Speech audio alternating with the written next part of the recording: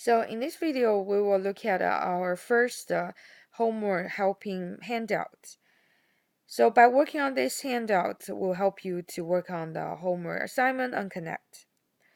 In first chapter, we focused on a couple of very important concepts related to the basic economic theories. And especially, we learn our first model called the production possibility curve or production possibility schedule.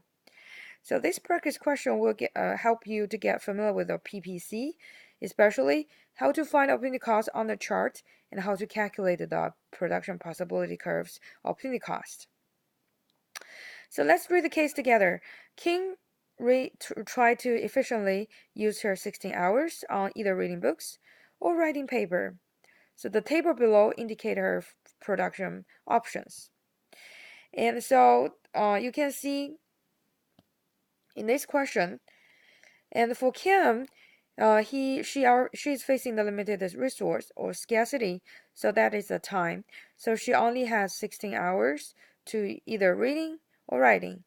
So from the production possibility schedule, we can find that if she uses all her 16 hours on reading, she can maximally read 10 pages, or she wants to use all her time in writing, she also only can write 10 pages. However, if she wanted to do both tasks, so she had to sacrifice the maximum amount of pages she can read or write.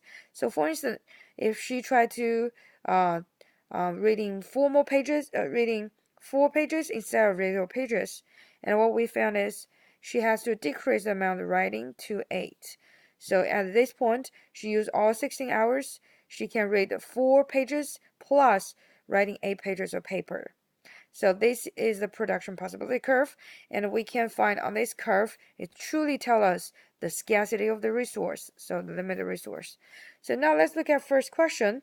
It asks us to draw the PPC. So in order to draw the PPC, we first of all has to create a vertical and a horizontal axis. So in this case, my vertical axis is used to label the reading, and the horizontal axis is used to label the writing. And already draw this PPC, so we just need to identify those dots together.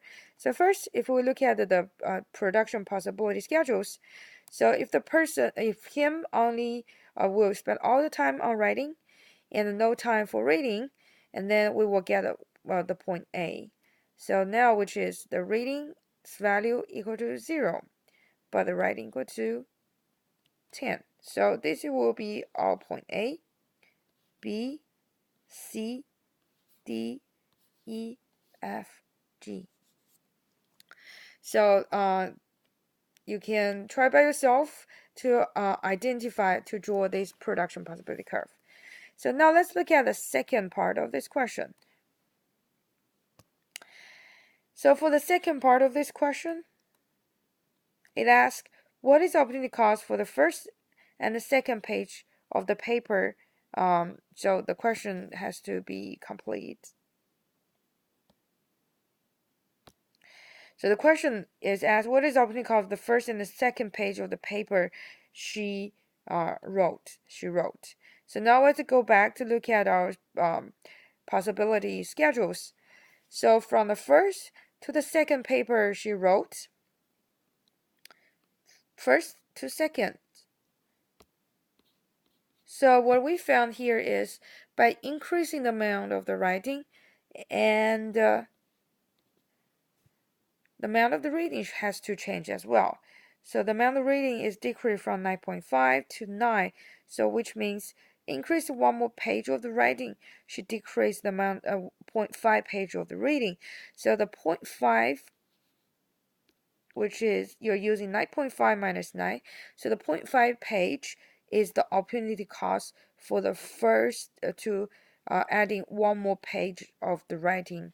So that's how we get the answer for the second question, 0.5 page of the reading. So 0.5 of the page of the reading. So now we look at question number C. So she adjusts her PPC and got her new production options as follows.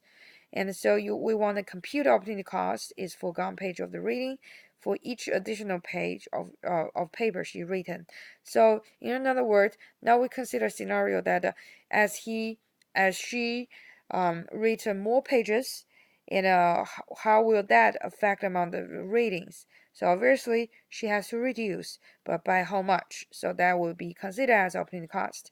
So I already listed the answer here. So now I will show you how I got those numbers. So first, let's look at here. So let's assume initially she doesn't write anything. But she used all her time on reading. So what we see here is if she used all the time reading, she can read 10 pages. So now she said, I get bored about reading. Let me just write a little bit. So now she are increasing her reading from 0 page to 1 page. So in order to satisfy this 1 page, she has to reduce the amount of the reading from 10 to 9.5. So the decreased amount, which is 0.5 page, that will be the opportunity cost by reading actual 1 more page. So that's how I receive 0.5 here. So next, I will discuss the next value, 0.8, how I got 0.8. So now Kim think, okay, 1 page is not good enough. I want to read 1 more. So by increase 1 more page, from 1 page to 2 pages. And what we're seeing is she only has 16 hours, so she has to reduce the amount of reading from 9.5 to 8.7. So which means 9.5 minus 8.7, and we got the 0.8. So the 0.8 page is the opportunity cost by increasing 1 more page of writing. So the same idea, you can figure out 1.5, 1.7. So you are just keep adding more page of written page. At the same time, you will decrease the amount of pages you can read. So that's how we get the answer for the question number C. So now we're going to look at, based on the question number A, please label on the graph what is the opportunity cost of the Kim moving from point B to E. So now we're going to identify B to E on the chart. So let me change the color. From B to E. So when Kim moving from B to E, and we try to decide where is my opportunity cost. So remember, the opportunity cost is measured by one of the axis value are decreasing. So if you see the axis value decreasing, that means that the action the action you are taking for that label that axis will be used to measure the opportunity cost. So when you move from B to E, so what you see is your vertical axis value is increasing, so that's why you'll go up, but at the same time you are going inwards, so going towards into the 0 here, so which means your horizontal axis value is decreasing. So your horizontal axis value decreasing, which means you're writing the number of the page you Kim written will be used to represent the opportunity cost. So now let's find it.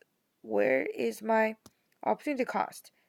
So corresponding to point B, and this will be the number of the pages she wrote. Corresponding to E, and here will be the amount of the pages she wrote. So she decreased from this point to this point. So the distance from this point to this point will be the opportunity cost that we can label on the PPC curve. So the key here is, first of all, to figure out whether your vertical axis value decreased or your horizontal axis decreased.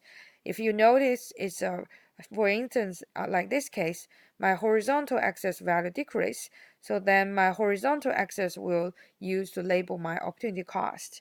So then you go back to look at your production possibility curves, 2 points, and then to label the corresponding value on the horizontal axis. So that will be your opportunity cost for moving away from your original production possibility point. So next. So based on question A, please find the 3 points H, I, and J to indicate the 3 states: producing efficiently, producing inefficiently, and still have extra time left, or impossible plan. So which means that's the concept we learned in the class. And so on the PPC, we can find the different points indicating using the resource efficiently or not using the resource efficiently, or or we have some situation given in the current resource we actually cannot achieve it. So that's why we're gonna look at. So first, we need to use in H to label the point that indicating producing efficiently. So in the class we mentioned any point on the PPC it will indicate we are efficiently using the resource. So which means you just need to random pick a point on the curve. For instance, here, this will be our H. So the point H will be the point where we efficiently using my resource. So it can be any any point on the curve. So the second one we require to find is point I to label producing inefficiently. In other words, we have extra time left. So in the class we learn any point inside the curve will be the inefficient production combinations. So for instance, here or here, so they all can be labeled as I because they are all inside my PPC. So the next, we're using the J to label the impossible plan. So if we talk about the impossible plan given the current resource, so that means any point outside the PPC we'll consider as impossible plan, such as here, here, here. So any point outside the PPC we'll consider as impossible plan. So next question. So if Kim decides to increase her hour from 16 to 20 hours, how will PPC in A change approximately? So this is related to another concept we learned in the class related to the PPC. So besides finding efficient production, efficient production combination, impossible production combination, and the inefficient production combination, we also can use the production possibility curve to indicating the economic growth, or in another way, we have more resource. By giving more resource, and we will be able to see the outward shifting of my production possibility curve. So Kim is planning to increasing the time for working from 16 hours to 20 hours. So she will have more resource. So which means her production possibility curve, the new one, will be the one you're shifting the original one outward. So this will be the new production possibility curve. So she will have more time to work on reading or writing. So now look at last question, question number G. If Kim decides to decrease her hour from 16 to 10 hours, how will PPC change? And so in this scenario, Kim have less resource. So to using the PPC to indicate less resource, we only need to move shifting our PPC curve inward. So in other words, this one will be our new PPC. So it's shifting inward.